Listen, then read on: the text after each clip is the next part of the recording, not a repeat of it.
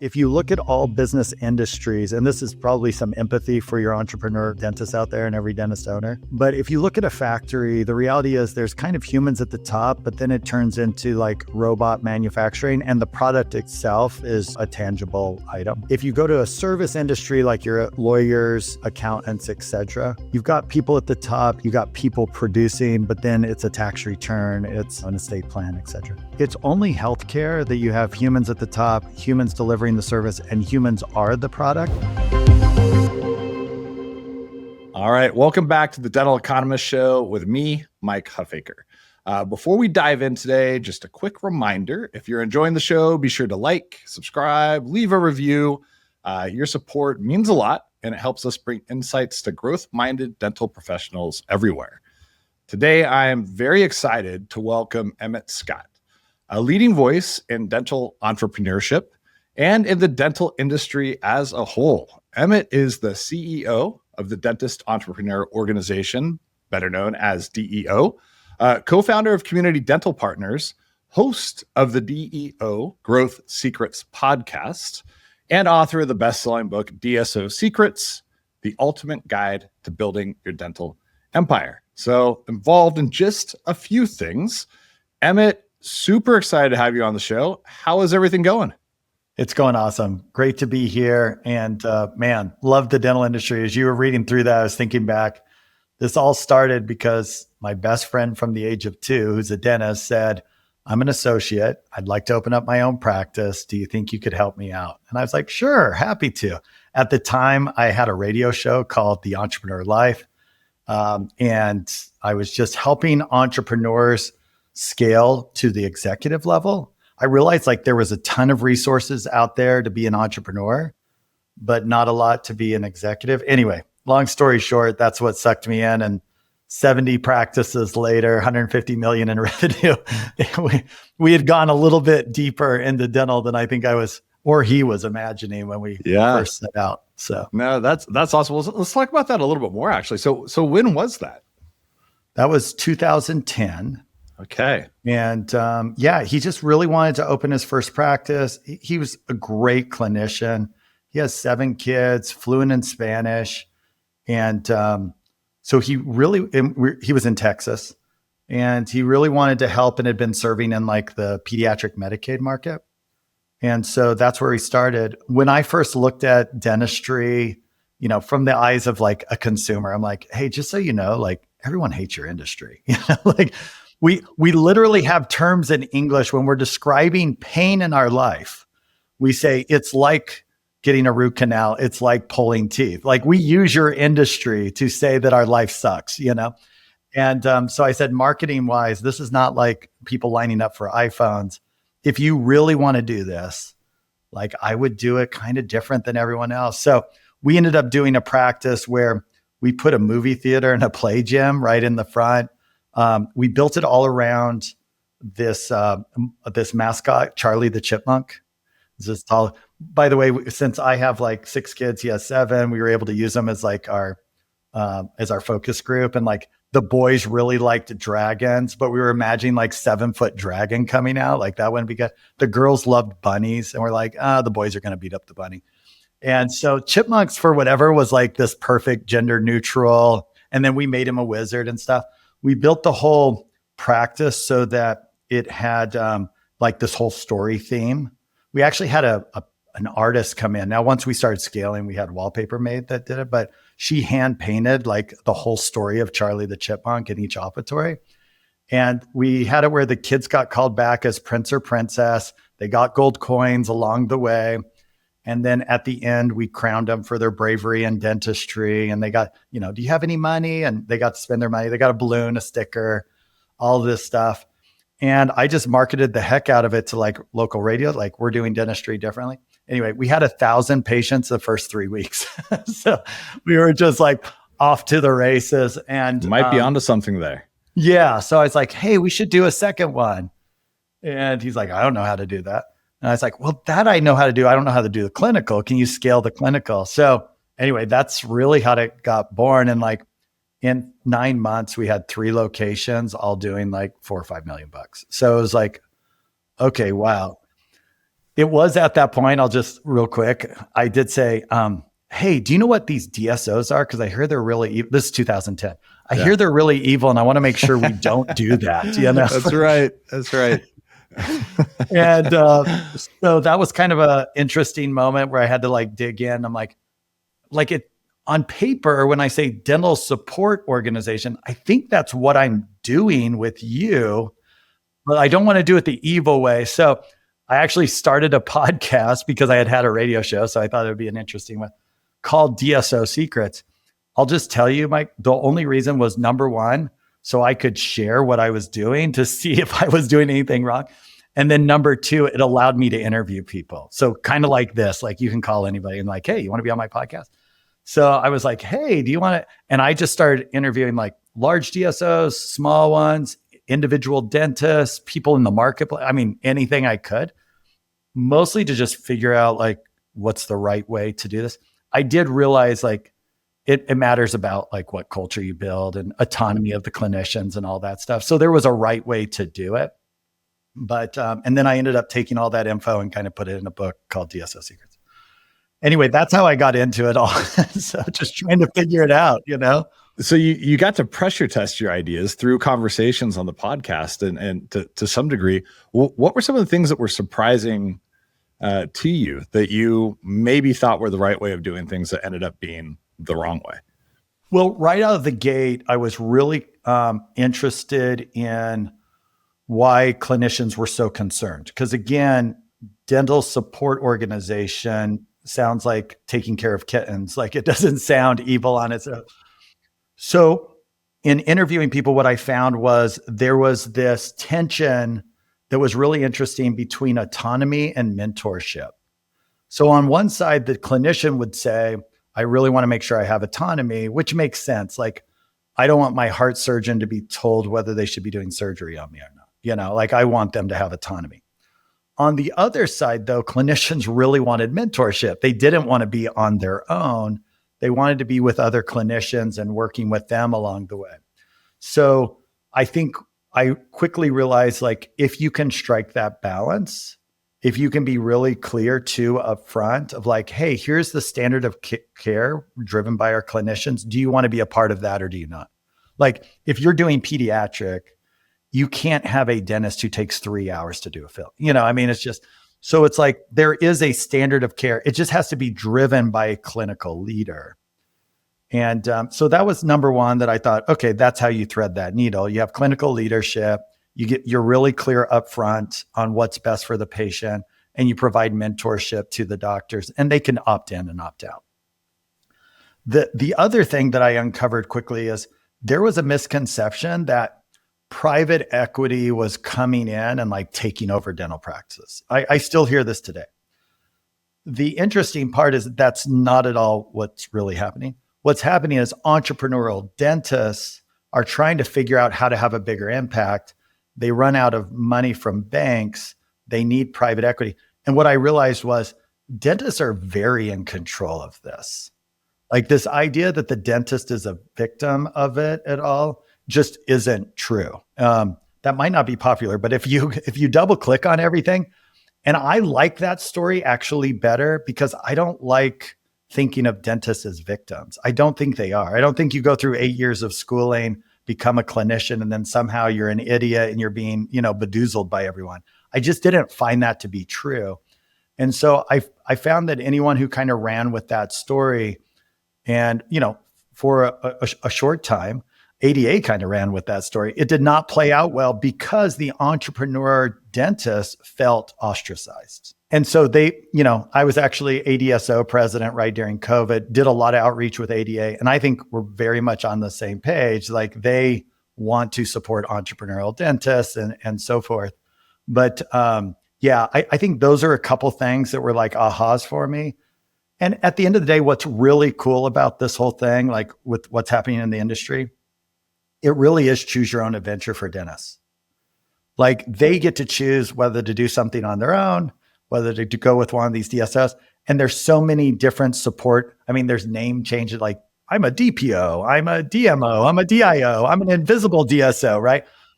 Really, underneath it, they're similar. Where they're different is like maybe culturally, the way they support, et cetera, which I think is cool. And you can see it, like dentists get to choose, and capitalism still works, and people can say, I don't want to work here, I want to work there. There's no like indentured servitude, right? You're not stuck. That's a good way to look at it. I like from the very beginning, you were like, well, service organization sounds like maybe the thing that we actually should be doing. Like these are all the words are the right words to be using. Kind of speaks to the nuance as well with how people execute. And you already identified, culture really matters and what somebody's doing. When you were launching Community Dental Partners, did you ever have a notion that would grow to where it grew? It sounded like the first practice became successful and you're like, let's do another. Was there at some point where you said, well, now we have this goal of being X or Y? And how did that kind of mature and grow as the business grew? So just to back up too, and maybe put a pin on that last point, I also found that the moment a dentist hires an associate, whether they like it or not, there's some form of a DSO. And what I mean by that is like that associate does not want to do payroll. That associate does not want to do tech, does not want to do HR, does not want to do collections, RCM processes. So as a dentist owner, the moment you want to have any bigger impact than just what you can do clinically, you have to build out. I mean, even if that's like the office manager is your DSO, you are supporting another clinician. They are not expecting to do that stuff. So again, I think this starts way earlier than people think. I don't think it's about having 50 locations or 10 locations or 1,000. I think the moment you want to have a bigger impact than you can do on your own, you have to step into some level of support and leadership. I mean, that is leadership, right? So, back to your question, no, the plan was to do one location, help him out. And then it was like, oh, there's a huge need here. Yeah, we should do a second one. Oh my goodness, we should do a third one. And it was kind of like the way you have kids. It was just kind of one at a time. And then at some point you're like, wow, we have a lot of kids. And then you kind of get into this virtue cycle, if you will, if you're like, well, we have this many locations, we really should probably like build this infrastructure to support them better. And then you're like, well, now that we have this infrastructure, we should probably, and so you just kind of patiently move it along. And, for us over 15 years, it ended up being, we were adding about $10 million of more services until we were seeing 500,000 patient visits a year and 1,300 employees, and you're like, wow, we have a lot of kids. So was there a point for you when you kind of had some epiphany that like, I'm going to spend a lot of time in this industry? Like this actually, I have a lot of passion for this industry, for dentistry. When you first started, you were kind of like, hey, here's the industry that people have drawn analogies to, that we use expressions related to pain, and like, there's all these challenges with it. I think a lot of us that got into dental were a little surprised with, how taken we got with the industry over time. Was there any kind of moments for you where you were like, this actually is a special place to be, or that kind of caused you to recognize like, this is where I want to spend my time? It was interesting. Before I started in dental, I knew I wanted to go over into healthcare for a really weird reason, because it's the most complex. And if you look at all business industries, and this is probably some empathy for your entrepreneur dentists out there and every dentist owner, but if you look at a factory, the reality is there's kind of humans at the top, but then it turns into like robot manufacturing, and the product itself is, a tangible item, car, whatever, a little product trinket. If you go to a service industry, like your lawyers, accountants, et cetera, you've got people at the top, you got people producing, but then it's a tax return, it's, an estate plan, et cetera. It's only healthcare that you have humans at the top, humans delivering the service, and humans are the product. They are part of this. And that's really, when you add humans to anything, it's like exponential complexity. And so I think every entrepreneur out there is really into personal development. I think that's why they're in. Entrepreneurship is like the ultimate CrossFit of personal development. You're like, I can do, overhead presses. And they're like, okay, great. Can you do handstand push-ups now? Like business just, pushes you. And I think dentistry is one of the most complex. I think it's actually more complex than a lot of other healthcare generally, partly because it's not fully built out. It doesn't have the same infrastructure on the business side.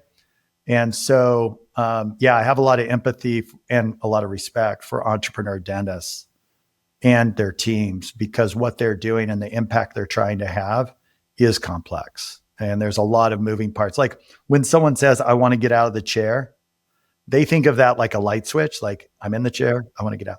Getting out of the chair means you're dropping into 5 different industries. Now you're into marketing, operations, HR, compliance, tech, finance, etc.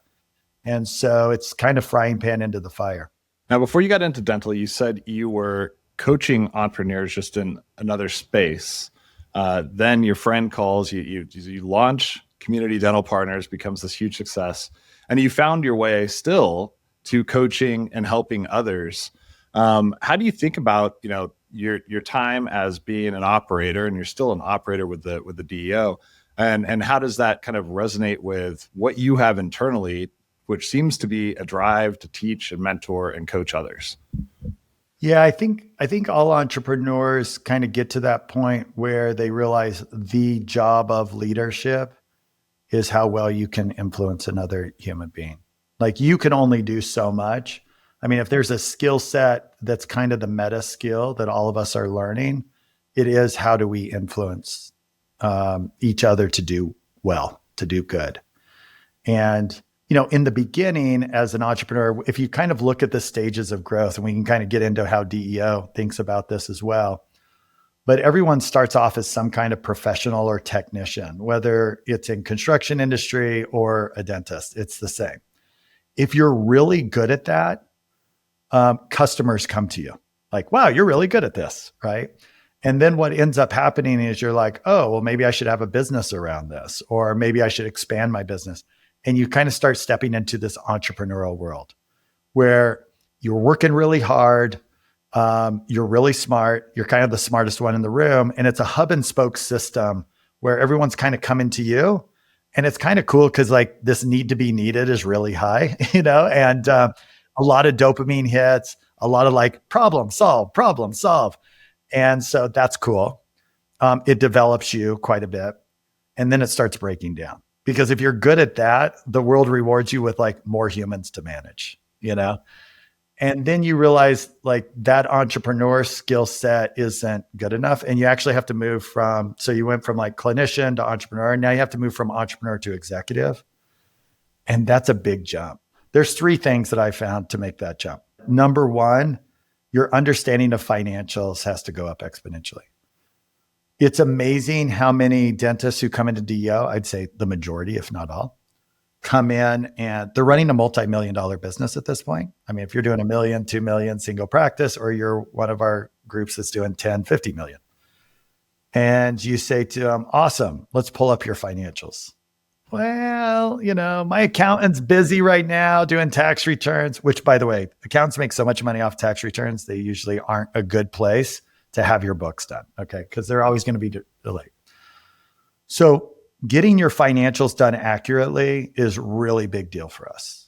And we have a specific way we organize the chart of accounts so that people can see real clear where their gross profit is, where their net income is.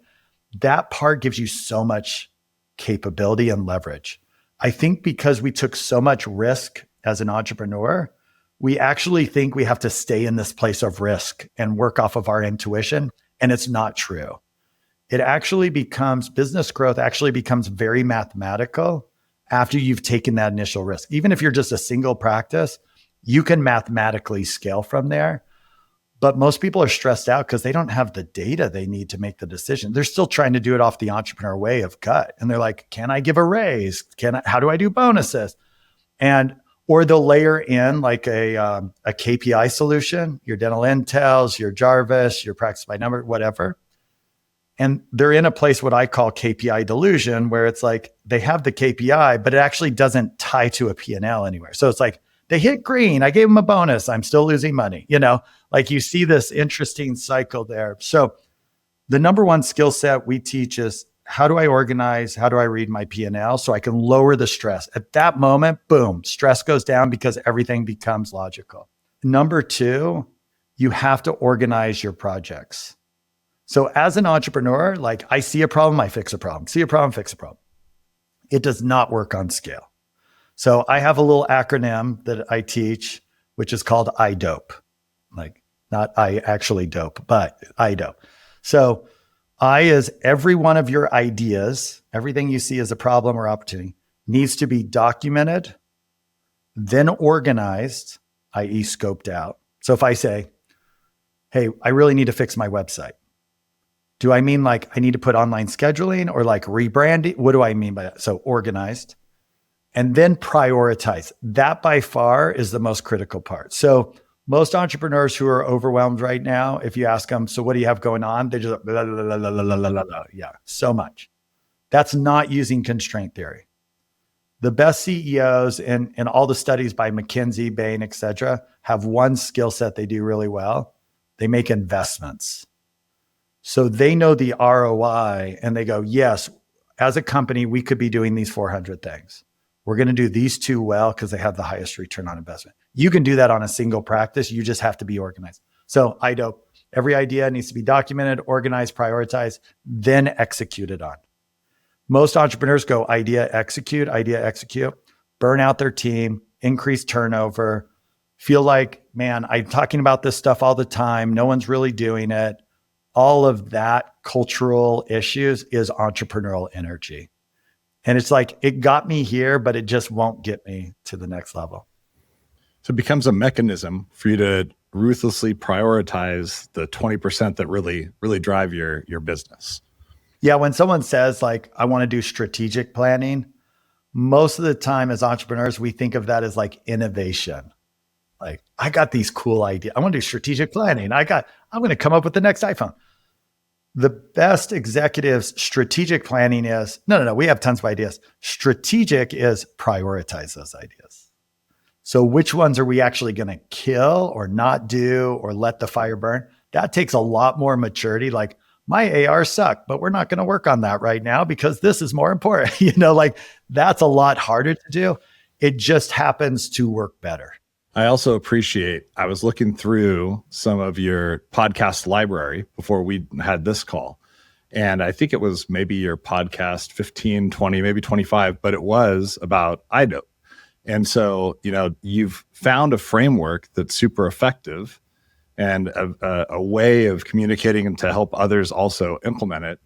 And you stick with it, which I think is super important because so many people jump from one new thing to the next new thing to the next new thing and have a really hard time identifying like, hey, this is actually incredibly effective. Let me just, again, it's kind of the issue of focus.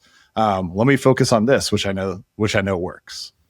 It's tough because the dopamine really loves new stuff, the new shiny. And let's be honest, to move, let's say you were an associate and you took the dramatic risk of becoming an owner and you got rewarded for that by your practice doing well.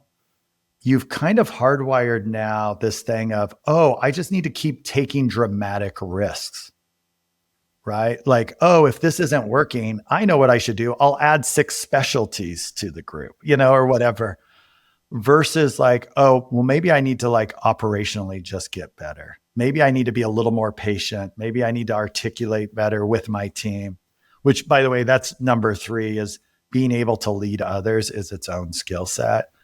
And it's not an entrepreneurial skill set, by the way. Entrepreneurial skill set is to like inspire others. Like, that's cool. That sounds awesome. Right. And until you're doing that a lot, and then your team's like, you suck. I hate that you keep coming up with ideas. They don't say that to your face. They say that behind the scenes. Like, oh, here's Emmet again with his new brilliant idea, So, or even worse, what happens is like, okay, I know Emmet asked me to do this, but if I wait till next Tuesday, he'll have a new idea. So I actually don't have to execute ever. You can train your team not to execute because you're just constantly coming up with new ideas, right? I've definitely been guilty of that before. Yeah, all of us have done it. That's how we know. So how do you break that habit? Those 3 skills? How do you break that approach? Like what are some of the keys to doing that differently? I guess iDOPE is probably one of them. It is. I mean, I sound like a broken record because I come back to it so often. But if I can document things and then align my team around those and around what they're doing, et cetera, and we can get clear on scope, most things aren't getting executed on because people don't feel the confidence that, number one, they really understand what you mean. And number two, that you're going to have any follow through to hold them accountable to it, or that you really feel like it's important. I mean, people don't want to waste their time. And so what happens when someone, like when you first hire them, they like hear you and they're excited and they go work on some, and you never talk about it again until like 6 months later. And then you're like, hey, where are we at on this? But you've talked about 400 things between now and then. And so I'll hear entrepreneurs, they'll be like, I've been talking to them about this for 6 months. And I remind them, talking is not project management. Like talking is not leadership, you know? So I listen for things that I say too, that just kind of expose my immaturity in my leadership. You know, I mean, my dopamine wants the new thing and to do new things all the time as well. And so things like this start to hold me accountable. It's kind of like the third party in the room, because now my team can be like, Emmet, that's an awesome idea. They'll document it because that validates me. And they'll be like, so tell us a little more about this. And I'll tell them all that and they'll organize it. Like, okay, he means this. Da, da. And then they ask this magic question. So when are you thinking to get this done? Right? Now, since I only talk in present urgent tense, everything sounds like tomorrow, you know, or yesterday. And so they know to ignore how I'm talking about it because it's all excitement. But oftentimes I'll be like, oh, like 6 months from now. Oh, like a year from now. I'm like, okay, great. Boom. You know, it just goes right there. If I do say like, I think we got to do this now, then they get to say to me, awesome. We're going to move this as number 2. Let's just pretend. That means number 2 is going to become number 3, da, da, da. Are you cool that these things are not going to get resources and not going to get done? So now I have to decide on opportunity costs, knowing that the team's been working on it, knowing they've invested X amount. And sometimes it is like, it should be reprioritized. Something is moving up, but it just brings, as you can imagine, just more maturity, more alignment to the entire thing. I still get to act kind of as an entrepreneur and be excited about stuff. But then when it slams against that iDOPE sheet, we call it our project and prioritization worksheet. When it slams against that, it grows up very quickly and it either gets pushed to the bottom or it has to replace something else.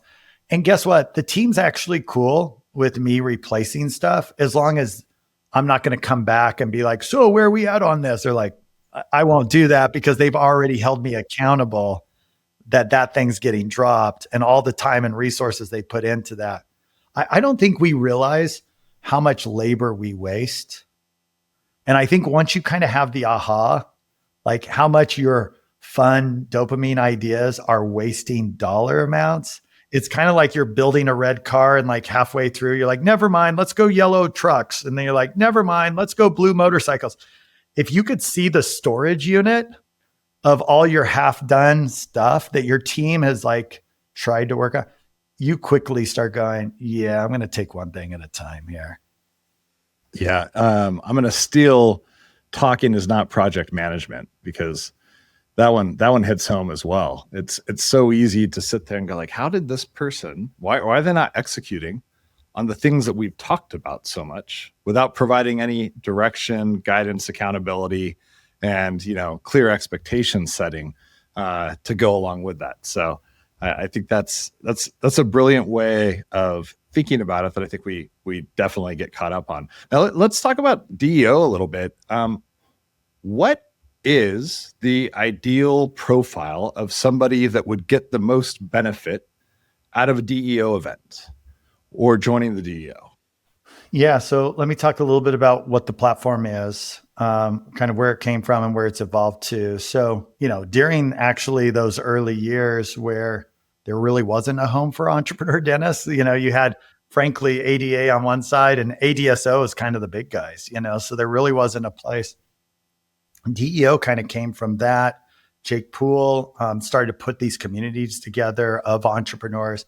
I started getting involved really as a member at that time and was just thankful to be in a room with other entrepreneurs. It was so powerful. And then once I left CDP, I came full-time over to DEO, ended up buying half of the company. And I was like, Jake, this community is awesome, but we're post-COVID now. And like life's gotten hard, really hard. And we need like coaches in here. And so I was like, how cool would it be if a new member joined and they got hooked up with a mentor who was like 10x where they were at? And they could meet with them every other week and just chat with them, work through strategic things, decide what's most important, like with someone who's looked around the corner. And that's really what we built last year.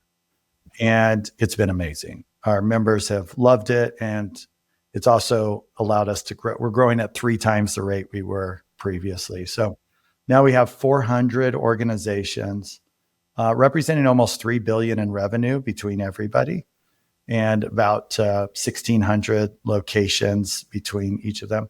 And we have about 25% of our members who are doing under $2 million in revenue. Single practice, looking to add an associate, just at that beginning stages, kind of call them our builders, they're just building that out, figuring out how to have an office manager, what they should say to them, those kind of things. So that's actually a pretty good portion of DEO. We have about 25% are in that 2 to 5 million, that second location, or maybe they're like, they've got the 12, 15, 20 ops kind of practices. They got multiple specialties in there. We've got some groups that are doing 10 million, 50 million out of a single location. So it isn't like one size fits all at all. We're really just helping with these principles so that they can have the impact they want in their communities. About 25% are that 5 to 10 million. And then about a fourth are over that 10 million, and they go all the way up to 150, 300 million. So that's groups a pretty broad range. And it's been awesome. We provide coaching, so everybody gets a coach. Even if you're at 100 million, you're getting a coach, of somebody who's bigger than you and looked around the corner. Because as much as you think, there's problems at 100 million too, that you've never taken on or even thought about before. I remember the moment when I was like, wait, so if we're having 500,000 visits, if like 0.1% goes bad, that's still like 500 lawsuits or something, like, you know what I mean? It was like, we have to have things so buttoned down.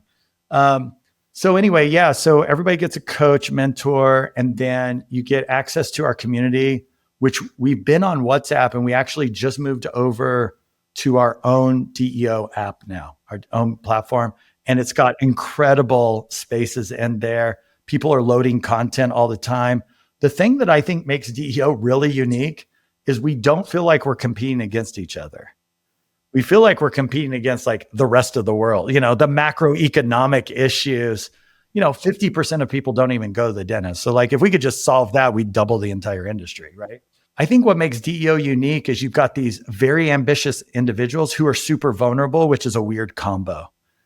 And you get it at kind of every level. And so, they're like sharing checklists with each other. Of course, we have our own trainings and content, but we've got people who are like, hey, I'm specializing in implants and I want to go really deep on some. We have a whole room for that people are chatting and sharing and things like that. So, and then we have our live events that you mentioned, which that live event used to be open to the public. To be honest, we've just gotten so big. We're just focusing now on members, but members are bringing their teams. We've added COO services now. So like, for some of our members, they're like, this is awesome. I'm learning a ton. Can you just come on site and like implement this for me? So now we're doing that. Our members love that, obviously, because you can just move faster. And then we started doing bookkeeping, CFO, finance. So people were not getting their books correct. And at some point, you just got to say enough's enough. So we just went ahead and said, we'll just build out that service. We also have several industry partners that will do stuff for you as well. So anyway, that's DEO today, all entrepreneurs. I mean, if I can do a shameless plug, if somebody wants to go check it out, deodentalgroup.com.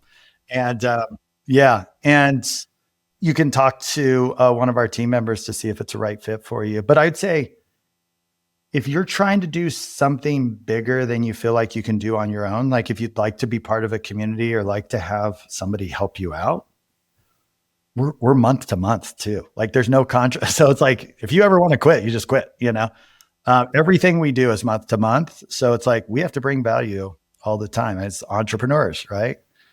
So yeah, but it's gone really good. We've loved it. And it's having that network effect at this point, because we have over 25 coaches.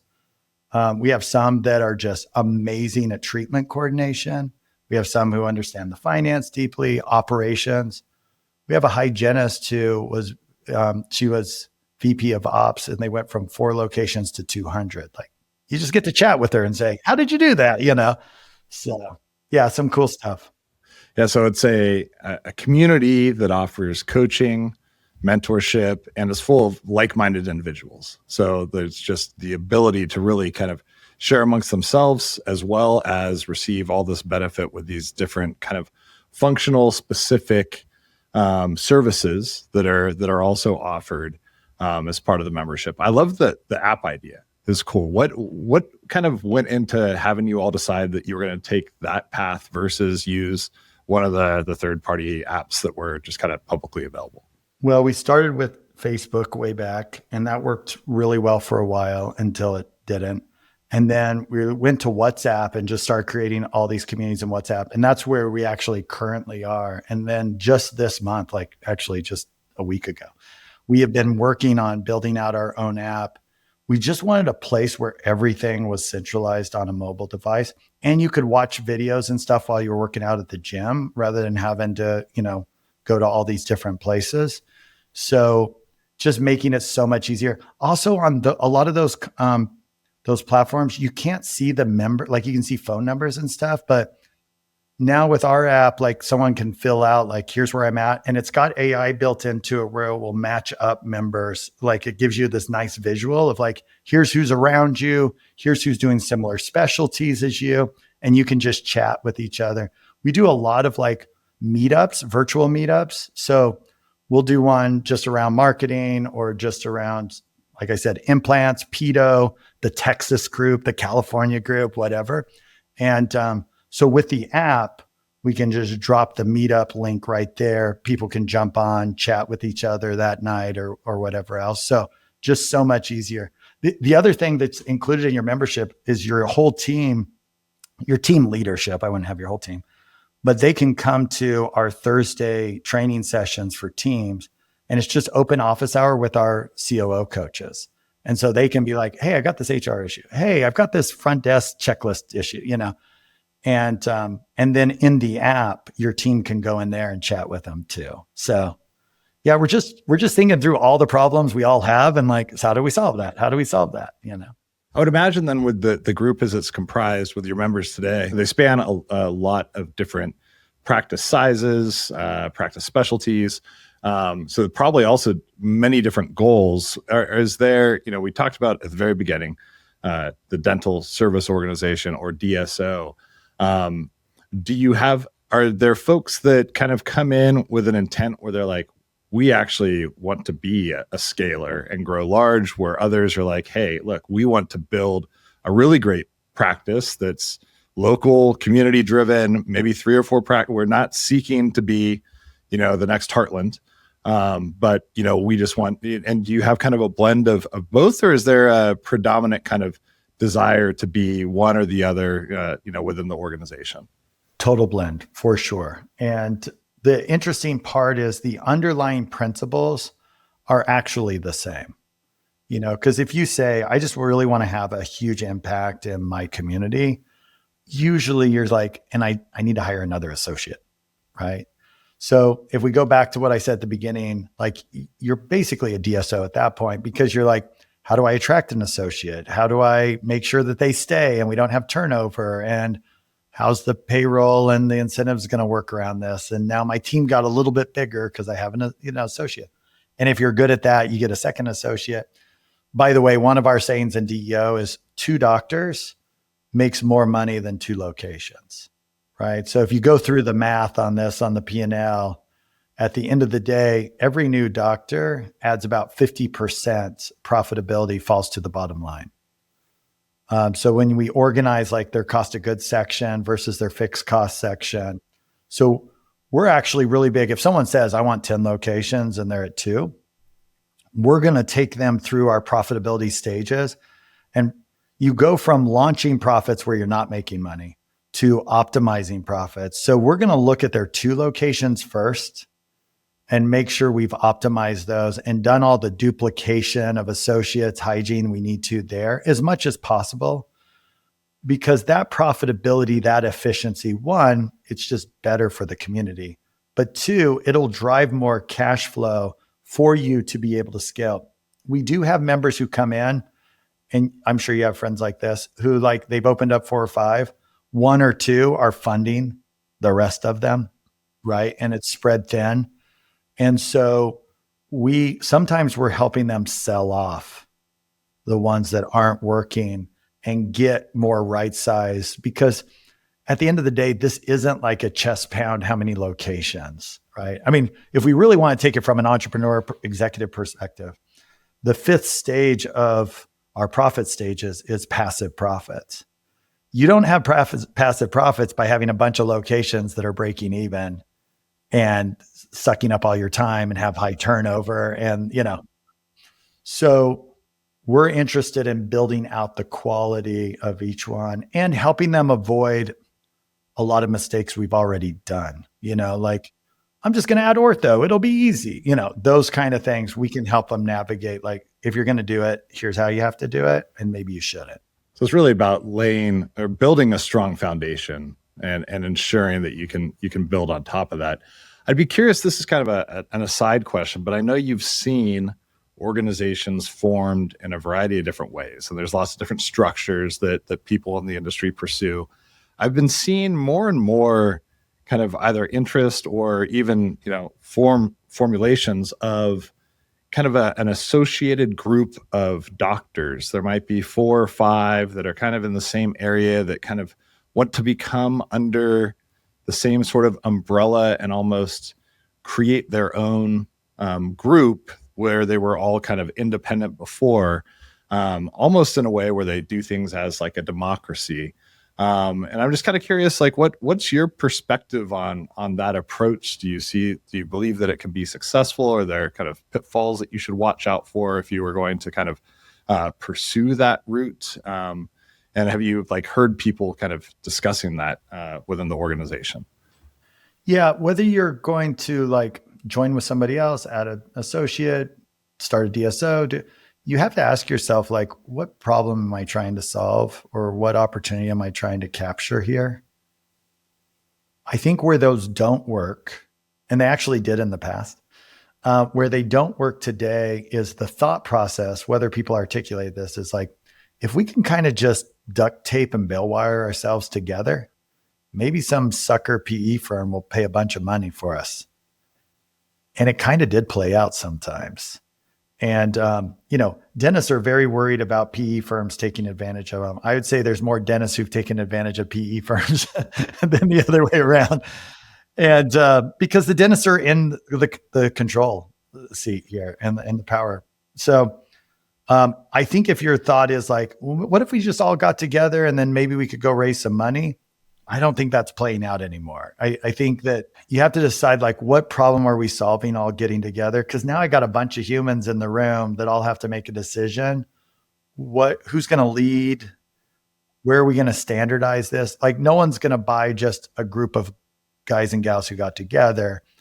They would want a platform that they're going to be able to scale. And that means there has to be leadership and there has to be structure and systems to that.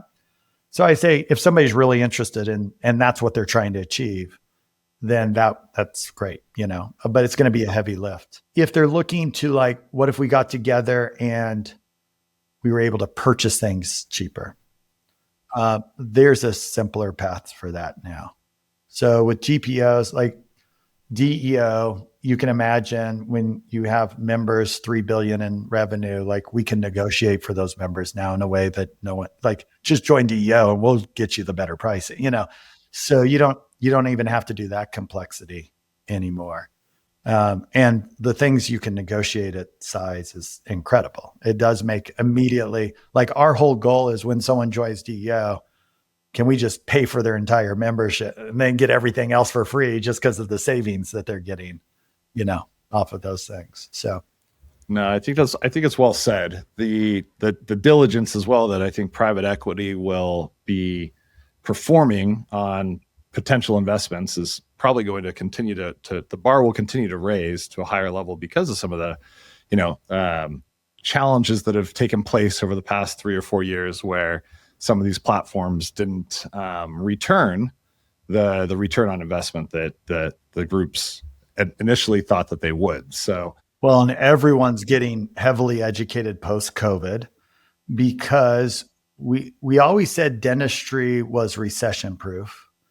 We never said it was inflation-proof. And so there's something interesting when you hold revenue constant, i.e. PPO, Medicaid, whatever insurance plan, and you raise expenses, i.e. labor costs and supplies, et cetera, moving up, there's only one place for margins to go, and that is less. And you have to get much more innovative and capable to run a good business. And I think that's been a wake-up call of like, before, frankly, hang a shingle, do good clinical, you're going to be fine. Now you could go bankrupt. Like there are real issues, and you have to manage the business as a business today, or you will not survive. The labor costs will catch up with you. And, we've got members who, when they join, they're like, man, I feel burned out. I already know what's happening mathematically. They're making less as an owner than they would as an associate in their own business. And I just quickly can show them that. And then we start fixing that. And it's like, I'm not burned out anymore. I'm making passive income. It makes a big difference. I was talking to one law firm, and he says this is a big law firm, has about 6 lawsuits between partners each year. Last year, he had 60. All right. So if you want to know the impact of having lower margins on the infrastructure, and some of those are private equity, some of those are guys who got together, whatever it is, but it doesn't play out well for anybody when the business isn't running well. Where do you go to learn? So, you seem to be somebody that has a culture of continuous learning, an internal culture of that. In fact, a quick story, I think, and you might remember this different than me, but when I first joined Planet DDS, my first dental conference, I believe was ADSO, and it was right before COVID. And it must have been like November, December. It was that event. There was a breakout session. I think it was you and Dr. Ahmed doing a breakout session. Is that, do you recall that? Is that could possible? Be. I became president soon after that. So hopefully it was a halfway decent No, session. It was good. And you were sharing some books. And I think one of the ones that you shared was Extreme Ownership by Jocko Willink, which is one of my favorite leadership books of all time. Yeah. And so, where do you go to continue growing? I know you like reading books, but what is your approach to making sure that you remain relevant and can continue to coach folks and add value? I find that a lot of entrepreneurs, we're ferocious learners. We are. We like to continue to have like our minds blown a little bit, and think of things differently. And, we like it when we get a little shock, like, oh, wow, I never thought of it that way. Like, oh, if I could organize. And especially when it helps us simplify frameworks down too, like, oh, I could organize the world that way, and a lot of my problems would be more simplified, So always been passionate about that. Always spent a lot of money on coaching. But I consume the free stuff too. Like I love podcasts, Right now I've been listening to like All In podcast way too much, but I love that podcast. Yeah, it's so good. Probably half the world is. Right now, like direct coaching, this year, I went with Alex Hermosi and had a 1-day session with him. By the way, 1 day was $100,000. So in case you want to know what it's like with 1 day, and it was worth it. But you can consume a ton of his stuff. He's so generous on like just YouTube and stuff. And so, just constantly looking for like, where's my mindset off? Working with and coaching this many members and coaches, like entrepreneurs in the space, gives you so much feedback and so much pattern recognition to be able to see what's working and what's not, it's insane. Like that's probably the place I'm getting the most coaching, because I can see so quickly. And then you turn around and share that with the members. We have an entire L&D department that's just taking the wisdom that our coaches extract and organizing that into trainings. And it's fabulous. Like it's cool to have like somebody you can go to. It's even better when it's like they've taken that and memorialized it in a way everybody can watch it. And then people get feedback and it gets improved, you know. And so right now, we're just like in this incredible learning curve from our members, just taking things to the next level. And I think you know an expert when they can make it simple, right? Like the whole saying, like, I would have written a shorter letter if I had more time. I'm constantly working on like, okay, so what's the 3 principles to move from entrepreneurial? I know there's 25, but like if I could get 3 down, would that solve like 22 of them, you know? And so stuff like that, I love it. I'm really passionate about it, as you can tell. So, well, last question for you, and really appreciate your time. When you're looking at the industry as a whole, and you've been a part of dental now since 2010, so 15 years, what are the things that still make you excited or that you are bullish on the industry? there's unlimited potential. So like one of the concerns is, hey, these DSOs are going to roll everything up and then there won't be anything left and no place for me to play. And the reality is you can look at other consolidated industries like banking. And I'm out in Crum, Texas, and there's like 4 regional banks out here, you know? So no matter what industry it is, if you can bring a unique product or bring something a little bit better, the customers don't know what DSO or corporate or any of that stuff is. They know how they felt when they can't. They know what convenience is. They do know that. Amazon has taught us well. So I think I'm passionate because there's still so much to do to make the industry better. And what a cool industry. You know, like you're literally helping people smile. Like as cliche as that is, having been at the pediatric level and watching kids' lives change, where they could consume vegetables before it hurt too much, where they could smile and their teachers perceived them differently. They could smile and they interviewed better. Like those are the type of things. And there's plenty of that happening at the adult level. Of course, we know like the systemic health piece as well.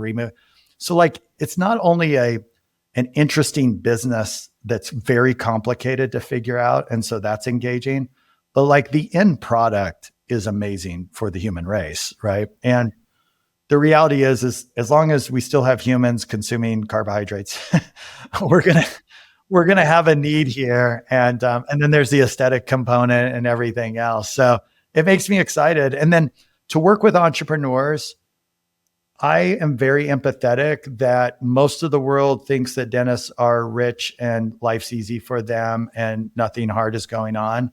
And I'm, under the covers with more like, hey, I know how hard it is. And I know no one really appreciates what you're trying to deal with. And that's a cool place to be. And then just to be in a room with a bunch of others who are like, hey, dude, I got you. Hey, we're here for you. Hey, I know you're managing your kids at home as a mom on top of trying to do these things. Like, how can we make that all work? How can we define success bigger than, just this financial outcome or this practice or something like that?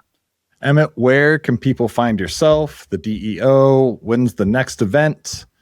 Share all the info real quick with us. DEOdentalgroup.com. Go there. I think it's called like a growth accelerator call. You can schedule and just, steal all the information from one of our team members. They'll give you everything that we're doing. You can see if it's a good fit for you. And like I said, it's month to month.